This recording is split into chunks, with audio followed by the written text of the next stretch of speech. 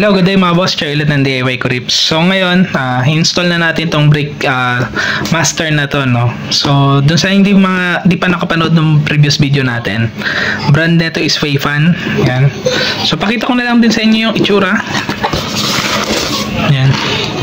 May kasamang brake light switch. Yan. Pati yung washer. Tapos yung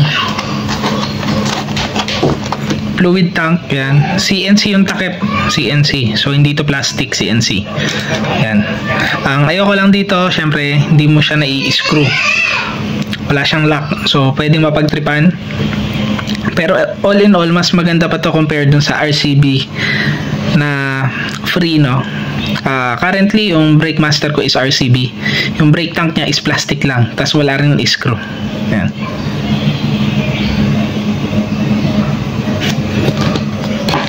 Yan. Tapos ito yung pinaka tsura niya. So maganda talaga pagka silver, malinis lang tignan. Ito lang, ayoko lang na may halong gold. Pero no choice naman tayo, so ayan yung nakakabit. Tapos easy lang i-fold, yan o. Yan. Yan. Bale to, kakabit ko na lang to doon sa may motor. Tapos check natin kung ano yung magiging itsura. Tapos yung size nung pump nito, to kagaya nito, isa 16 by 18.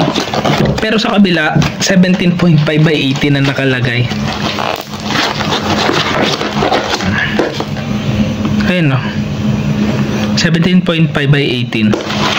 So magkaiba yan. Kinontak ko yung seller. Sabi nung seller, sa factory daw yan, mali yung na-stamp. I don't know.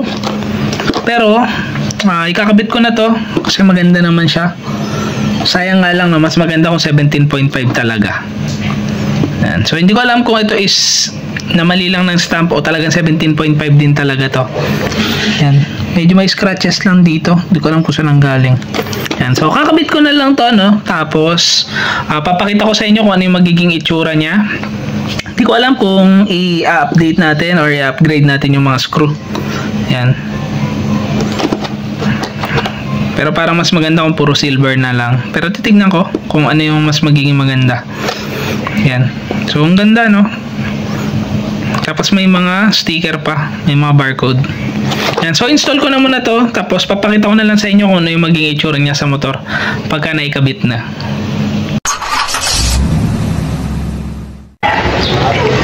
Di ba, yan na yung brake master natin, nakabit na natin. Yan. So bumagay siya dun sa mga silver natin na iba pang accessories. Yan. Ito. Tapos yung brake tank, okay din, CNC na silver, bagay din sa lahat.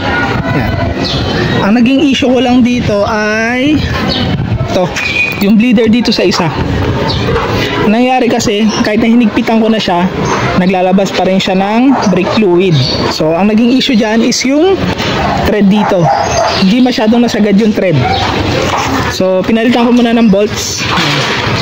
Yan. So madali lang naman yun ayusin. I-re-thread lang naman yun nandito. Pero for now, ito okay na siya. So hindi na to maglalabas ng brake fluid. Yung sa kabila naman wala naging issue. Yan. Okay naman siya. Tapos ang ganda pati tignan. Kasi silver na siya lahat.